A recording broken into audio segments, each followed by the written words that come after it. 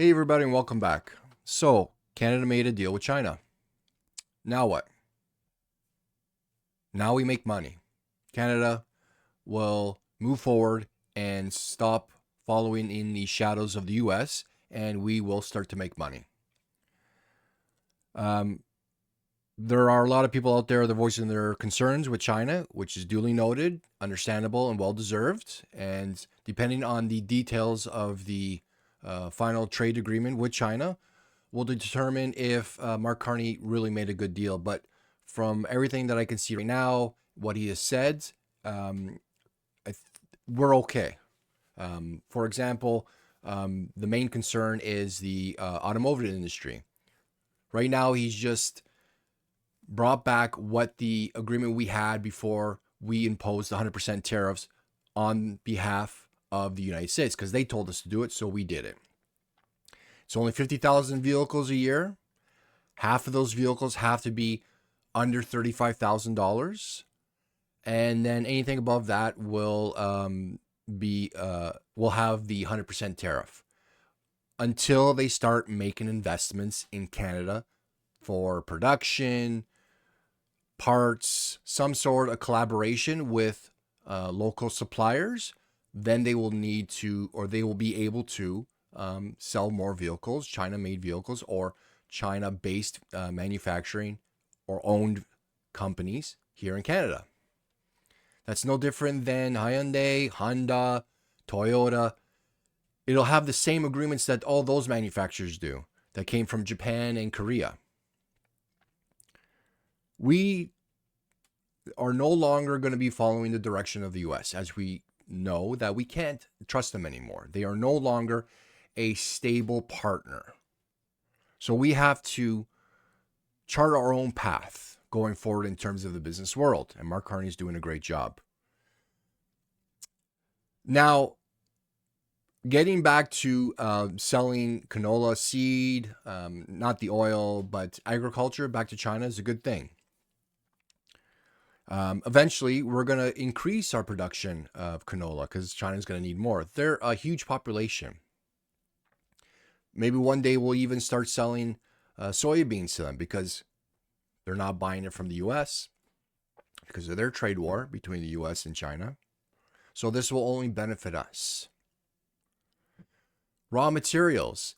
China is the factory of the world, okay? We get everything from China. Everybody gets a lot of things from China, okay? But they need raw materials to produce the goods that they ship everywhere. Canada's full of raw goods. They will have to buy from us. They need sources, reliable sources, which Canada has been shown to be a reliable country. Politically, economically, reliable. And China sees that, and they want to make a deal. And Mark Carney knows that, which is also leverage for him to make a good deal for Canadians. So that will also spur our infrastructure, our resource development to get it out there so that when other countries come calling, Europe, Southeast Asia, Pacific countries, and hopefully one day the US, we'll already have the infrastructure there, and it won't be very much to scale that production of our raw materials, which will be good for Canadians. Now, the concern, one of the main concerns is always, they always talk about China, cheap goods, subsidized. That's why the car manufacturing has been able to survive. Just sit back and just really take a second and think about those concerns that we project onto China. Subsidize. We do the same thing for our auto sector. 2007, 2008, when we had to bail them out. The Liberal governments had to write off $1 billion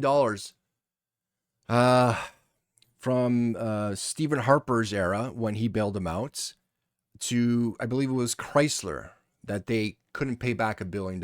It was like a lot of funny business with the books and stuff, but they wrote down $1 billion loan. The plants that we give hundreds of millions of dollars, both on the provincial and federal level. Low interests, long-term payback periods that we give these automotive companies. That's subsidized. That's no different than when China does. Yet we don't see the benefits of it. We don't see cheaper vehicles.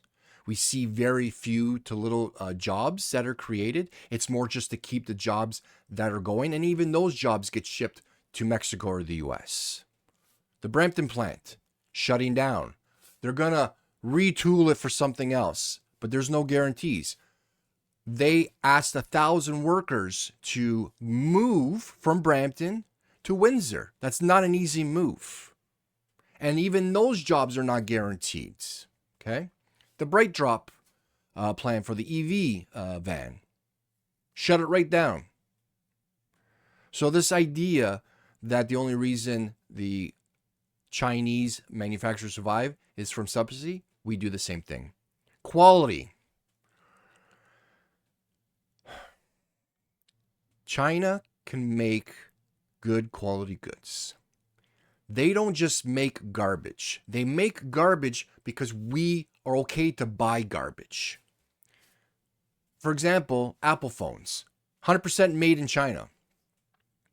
They are touted as one of the best electronic components or devices on the market is an Apple phone.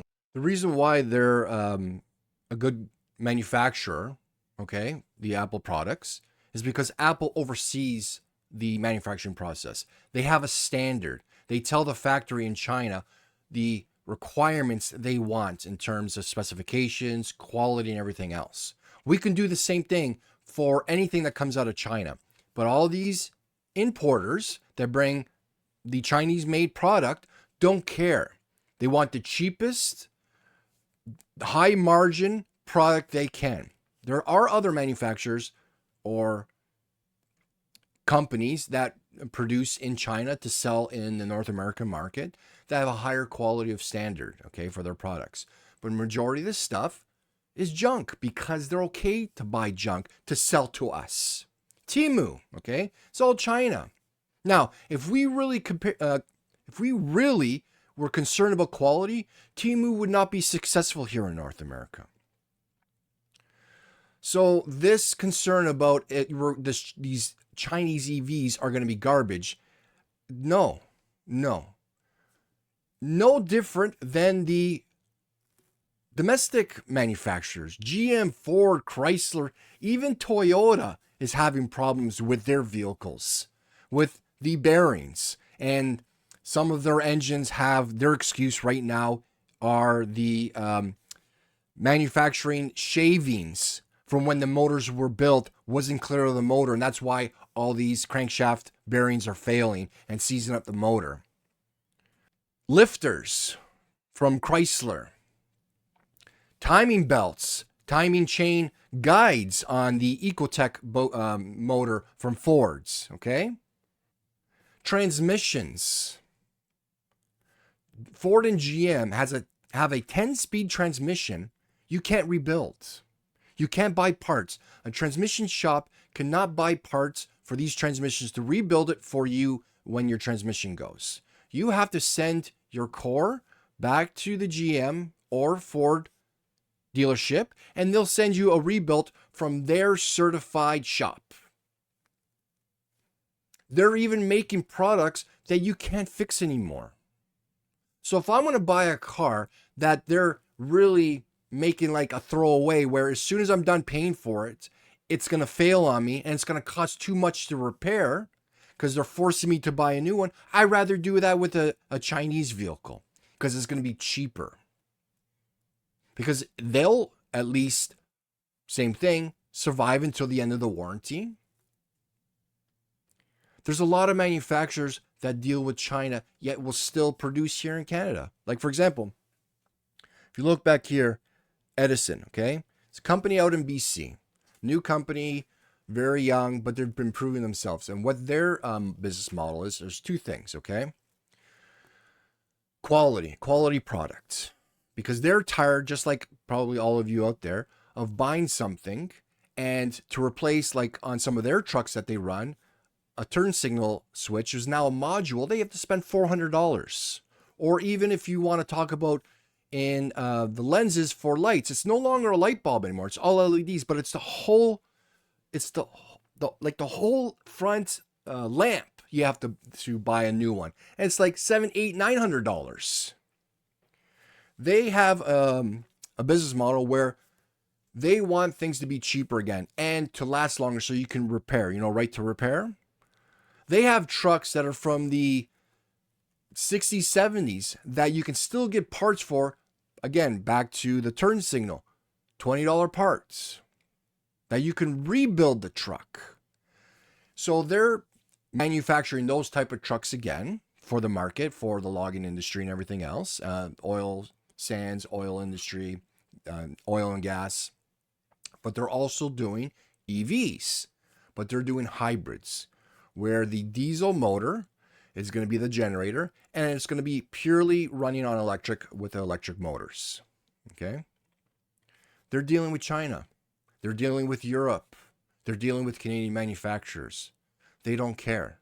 As long as they can get the parts at a reasonable price for the end consumer, they're still going to be working here. They're still going to be manufacturing here. They're still going to create jobs here. But they know they can't do everything. They know the Canadian market can't make everything they need. Going back to China, we are very good at agricultural products and growing. Pork, beef, chicken, whatever. They have a huge population. They need to be fed. Again, talking about the raw materials. They don't have all the raw materials. We have a lot of it, and we can extract it for them. So this is the thing with a good relationship. They buy from us, we buy from them. Where the US is just, no. We're going to bring everything back to us, and everybody has to buy from us. And the world is saying, no way. So that's why we went to China. They understand business. And this will be good for Canada. So with not Mark Carney, but with Doug Ford and Pierre Poilievre saying this is not a good deal, I'm going to talk more about Doug Ford and his worthless opinion and what he doesn't know, or he knows, but he's not for Ontario. But this will be good. This will be good for Ontario in terms of the resources. This will be good also for Ontario in terms of manufacturing, because when China does decide to open up factories for Canada, they'll be coming to Ontario.